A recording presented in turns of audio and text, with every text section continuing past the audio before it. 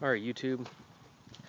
So today I'm going to show you, I basically have done what they call the big three, but actually what I did was, I guess you would call the big two, because the only thing I didn't do was I didn't ground the battery.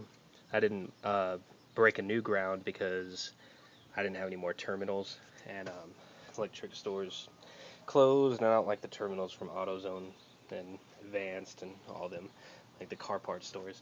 But what I did was I was going to run a power cable to my alternator down there, and this morning I ran the power cable from here.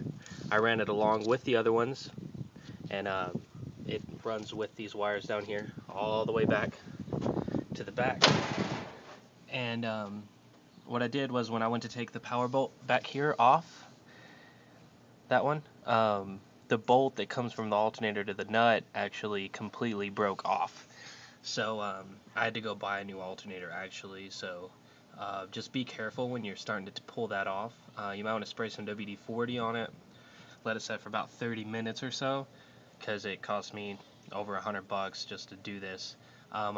Because I'm pulling so much amperage with my system and all the screens, I was going to get an upgraded alternator, but I found one online, but when I went to get it today, it was sold out. So I'll just order one later. I could take this one off and take it to a shop here in town, and they can upgrade it to do more amps than what it's doing now. And the alternator is usually grounded through the bracket. It bolts to the brackets down here and down at the bottom. That's usually where it runs its ground from, is just from the engine. And that's not a very great ground, first off. So down there, this wire, y'all can see it, the little one that goes across, it's actually bolted to the bottom of the alternator and runs over to the frame and is bolted. And then I upgraded the engine wires right here. This is all done with 4-gauge wiring as well.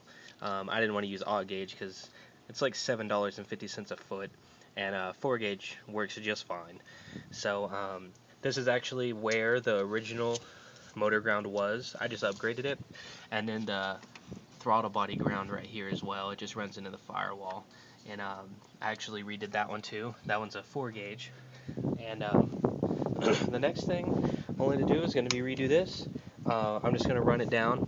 I might run it down to the frame, I'm not really sure, because this is welded to the frame. The brackets underneath here are welded to the frame, so the shorter the ground the better. So I might just go ahead and bolt to those brackets. I'm not really sure, but that stuff was just for now, the upgrading those wires, because I'm moving this to the trunk, because the cold air intake, it kind of gets in the way, and I have to keep it up here, and I'm going to pull it down here, and then I'm going to extend it down underneath that way, because it's really just a short ram right now, and the battery's just kind of in the way. So I'm going to move it to my trunk, and I can do a video of that as well. But I mainly just wanted to show y'all that I did that, but just be careful with that bolt on your alternator, because it can break off, and I was just loosening it and it broke off. So just be easy with it, and don't get too rough with it, because a lot of cars, they don't keep the alternators in stock. I just got really lucky. And that's basically it, guys. I just want to show that. When my car is clean, I'll do an overlook of the whole thing. It's been raining and it's all nasty. West Texas, it never rains here, and it did today. How weird is that? But alright, well, thanks for watching. See y'all next time.